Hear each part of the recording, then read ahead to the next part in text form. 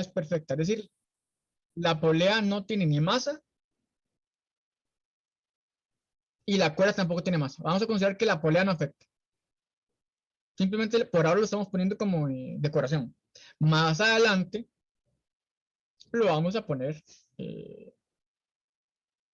cuando veamos rotación, torques, ya más o menos más adelante la polea va a ser importante. Por ahora, solo vamos a imaginarnos que la polea es el medio mediante esta cuerda conecta con esta. Entonces tenemos el bloque M1 que tiene una masa de 4,2 kilogramos y el bloque 2 que tiene una masa de 2,3 kilogramos. El coeficiente de fricción cinética entre, ojo, entre M2 y el plano horizontal. Ah, mira, entonces de una vez voy a poner otro colorcito para recordarme. Acá hay fricción. Y resulta ser que entre el bloque 1 y el plano inclinado hay otro coeficiente de fricción. Es decir, la fricción en el plano inclinado es diferente a la fricción. Entonces eso es fundamental. Entonces, calcule la aceleración del bloque y la tensión de la cuerda. Entonces, paso número 1, sistemas. Entonces, ojo, yo tengo un plano inclinado. Entonces, sistema 1, plano inclinado, masa. Sistema 2, masa. Y los voy a separar. Voy a hacer un análisis por separado. 2, define un marco de referencia para cada sistema. Entonces, me voy a hacer la pregunta.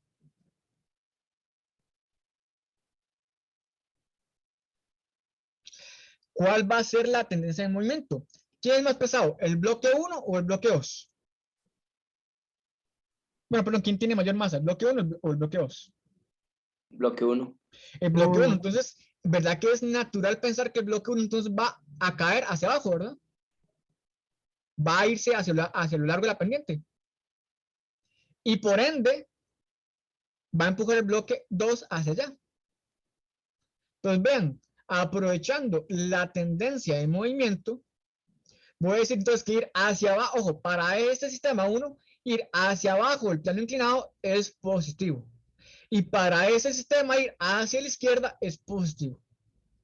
En otras palabras, vean cómo me está quedando el marco de referencia. Me está quedando.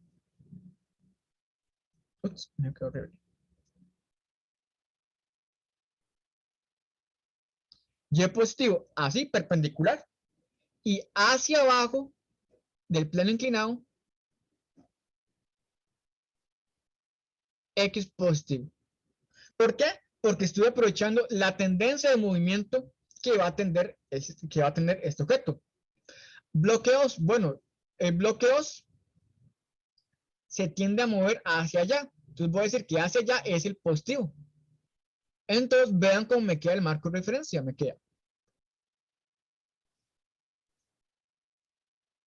Y positivo y X positivo hacia allá. Profe, ¿es necesario hacer el marco de referencia así? No, no es necesario. Yo lo hago así porque simplifica mucho los cálculos. Aprovechar la simetría y la tendencia de movimiento simplifica mucho los cálculos. Ustedes pudieron definir el marco de referencia hacia allá y este lo pudieron definir así recto o hacia allá. ¿Cuál es el problema? Que se tienen que preocupar por el signo de la aceleración, etcétera, etcétera. Si ustedes definen el marco de referencia de acuerdo a la tendencia de movimiento, ya no se tienen que preocupar por el signo de la aceleración, porque vean que la aceleración va a ir hacia allá. Entonces la aceleración les va a dar positiva. Se despreocupan mucho por el signo. Entonces mi consejo es, aprovechen la simetría del problema. Entonces, paso número 1, análisis por separado de cada sistema y definir un marco de referencia por cada sistema separado. Vean que para este sistema 2 hay un marco así y para ese sistema 1 hay un marco así. Perfecto. Paso número 2, diagrama del cuerpo libre. ¿Qué fuerza siente el bloque 1? Bueno, el bloque 1 está sobre una superficie inclinada. Entonces, va a tener una fuerza normal, va a sentir una fuerza normal. ¿Cómo? Hacia allá. La normal siempre es perpendicular a la superficie.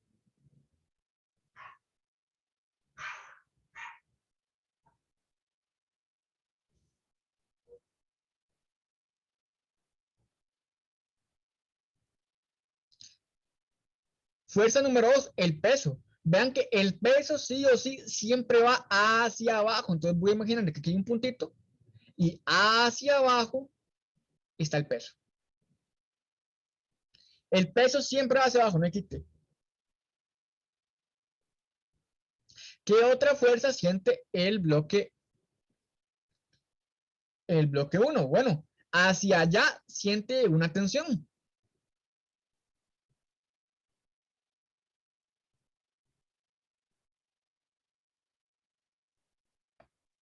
Entonces, hagámoslo ahora sí con un puntito.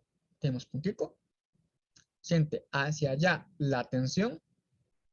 Siente hacia allá la fuerza normal. Pongámosle normal 1. Hacia allá siente el peso.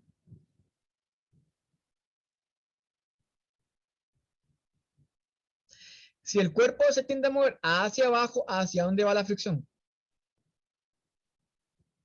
Hacia arriba. Hacia arriba. O sea, acá.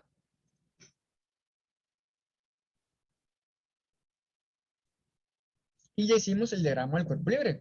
Voy a hacerlo otra vez, pero con menos colores para que sea más lindo.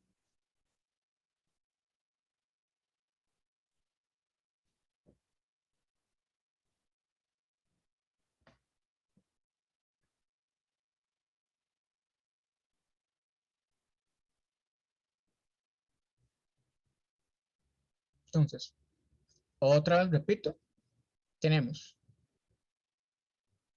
una normal entre el plano inclinado y el bloque hacia allá. Pongámosle normal 1.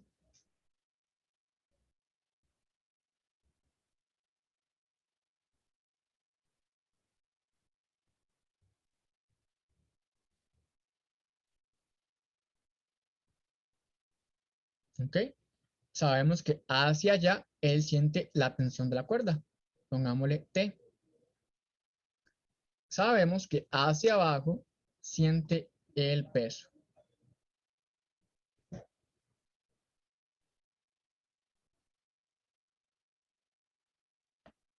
Y sabemos que hacia allá siente la fricción. Y ese es el diagrama del cuerpo libre. ¿Todos entienden ese diagrama del cuerpo libre?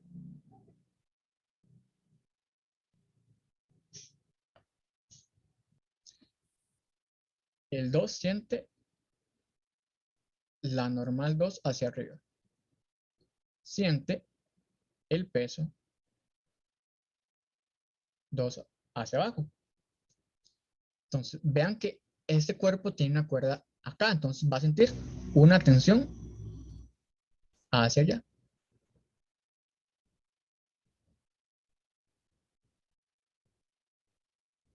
Y además, si el objeto se mueve hacia allá, ¿cómo va a ser la fricción? ¿Hacia qué lado? O sea, hacia lo contrario. Entonces, vean, esa le va a ser la fricción 1. Y entonces, hacia allá va a sentir la fricción 2. Y ya completamos el diagrama del cuerpo libre de ambos objetos. Esto es lo más difícil. Ya hice el diagrama del cuerpo libre. Ahora vean que acá es importante que ustedes tomen en cuenta cómo están definiendo el marco de referencia. Vean que el marco de referencia del objeto 1 va así. Y positivo, X positivo. Yo puedo extenderlo hacia X negativo y Y negativo. Pero vean que el peso siempre va hacia abajo.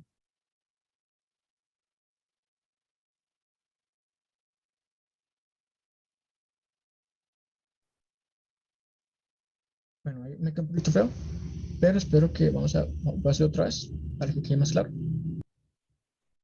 Entonces, ¿qué es lo difícil de un plano inclinado? Que vean que el peso no quedó ni en el eje X ni el eje Y. Vean que el peso quedó entre el eje X positivo y el eje Y negativo. Es decir, el peso va a tener componentes. Recuerden que en última instancia estamos trabajando con vectores. Resulta ser que por lo general, este ángulo que se forma o este ángulo es el mismo ángulo del plano inclinado. Entonces, eso es lo que les tiene que quedar muy claro a la hora de hacer el plano inclinado. Entonces vean que ustedes quedaron con un triángulo rectángulo, porque ojo, todo esto es el peso. Es decir, este cateto es la componente 1 del peso en Y. Y este cateto, vea que ese cateto que estoy dibujando es paralelo al eje X. Es la componente de X del peso 1. Pues vean que tenemos un triángulo rectángulo. Tal vez un poquito feo, pero es un triángulo rectángulo.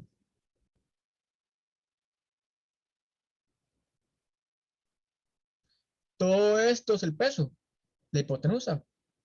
Esto que es paralelo al eje Y se llama componente en Y del peso 1. Y esto que es paralelo al eje X se llama componente del eje X del peso 1.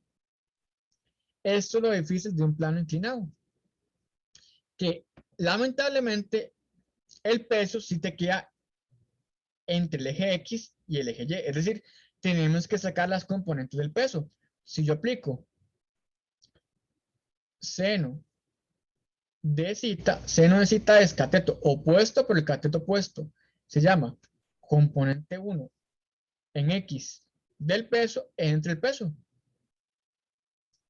Y también puedo aplicar coseno de cita.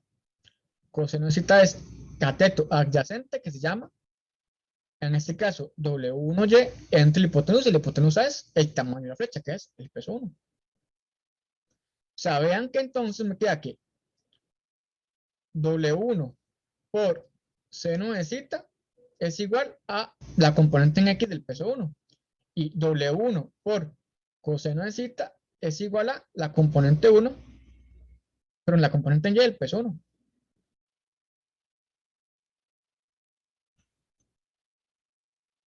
Y esto es lo difícil de un plano inclinado.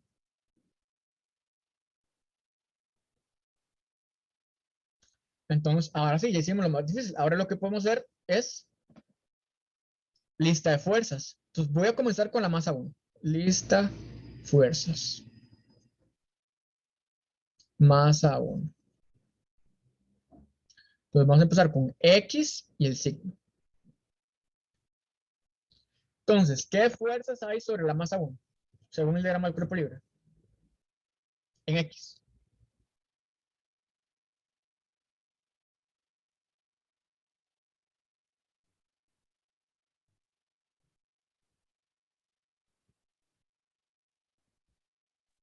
Fricción y tensión. La fricción y la tensión. Ok, fricción 1, tensión. ¿Qué signo? Según el marco de referencia. Fricción negativa. Las dos Negativos. negativas. Muy bien. ¿Hace falta algo? Porque si solo hay dos fuerzas hacia arriba, ¿qué es entonces que el bloque va hacia arriba? ¿Qué es lo que hace que el bloque caiga a lo largo de la pendiente?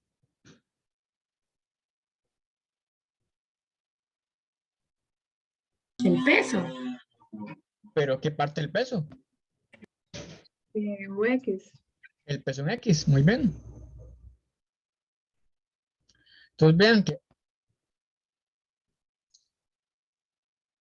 hacia abajo el peso en Y y hacia la izquierda el peso en X. También lo podemos ver de este plano cartesiano inclinado que hicimos. ¿El peso en X es positivo o negativo? Positivo. Positivo, muy bien, porque va hacia abajo la pendiente. Y en el caso que no lo vean, les aconsejo entonces extiendan el marco de referencia. Vean que según el marco de referencia, el peso está en X positivo y en Y negativo. Es decir, la componente X tiene signo positivo y la componente Y tiene signo negativo. Entonces, ya hicimos X. Ahora vayamos con Y. Y, signo. Ok, ¿qué fuerzas siente el bloque 1 en Y? Anormal. Normal, ¿en qué signo? Positivo. ¿Y qué otra fuerza siente?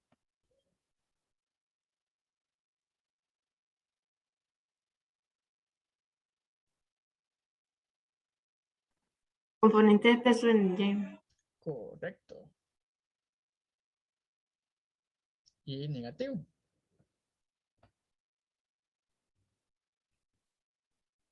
Entonces, bueno, ahora, para ir terminando, aplico la segunda ley de Newton.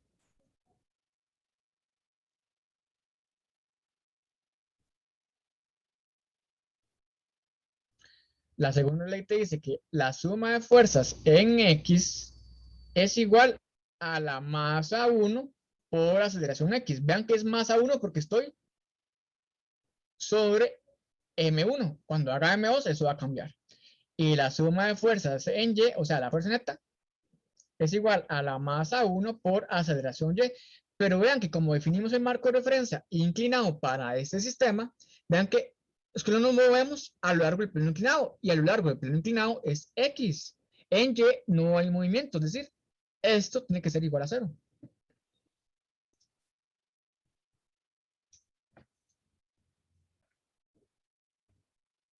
Entonces, listo. Entonces, ojo, con la lista de fuerzas que identifiqué del diagrama del cuerpo libre, ya puedo hacer la suma de fuerzas.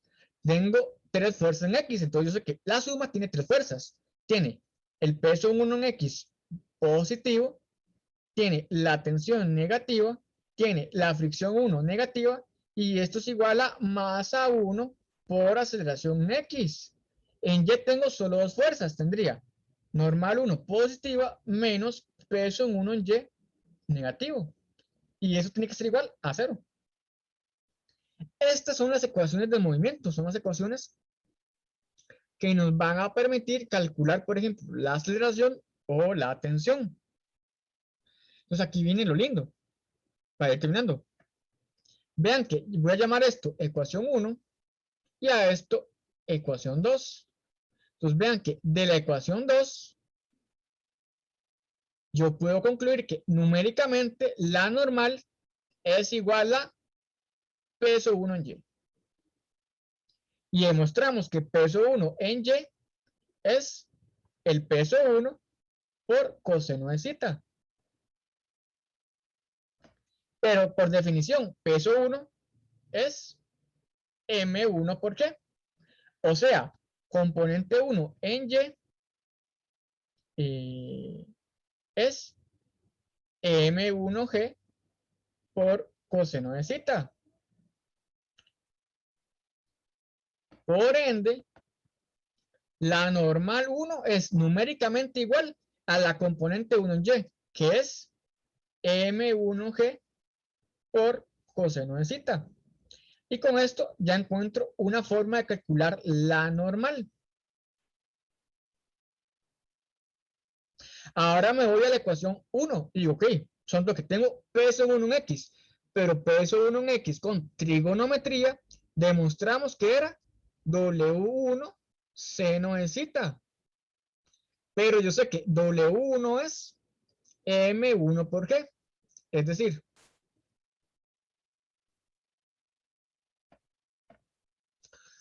W1X sería M1G seno de zeta. Tengo la fricción 1, pero la fórmula de la fricción es coeficiente de fricción cinética por la fuerza normal. Y no cualquier fuerza normal, es la fuerza que siente el bloque 1 sobre la superficie.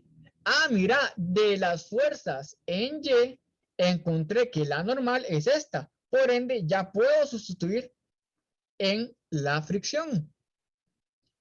Entonces, vean que fuerza 1 de fricción sería coeficiente de fricción por la fuerza normal, 1. O sea, M1G por coseno de teta.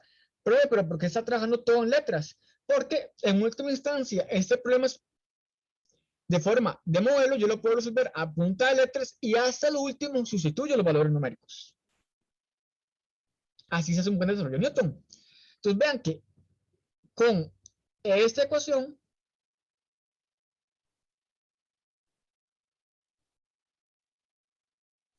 y esta ecuación, ahora sí, las puedo meter acá. Y ya tendría un modelo mucho más generalizado para la ecuación 1. Obviamente no he terminado porque tengo que volverme a la masa 2 y hacer un análisis similar. Entonces, vean que en Newton lo más difícil es ir paso a paso y tener mucha paciencia. La próxima semana vamos a terminar de resolver este problema, que de hecho es un excelente problema de nivel de examen. Y también terminamos la unidad 4, que es de gravitación. Eso lo vamos a ver el próximo viernes. El martes vamos a hacer un repaso para el examen, el primer examen.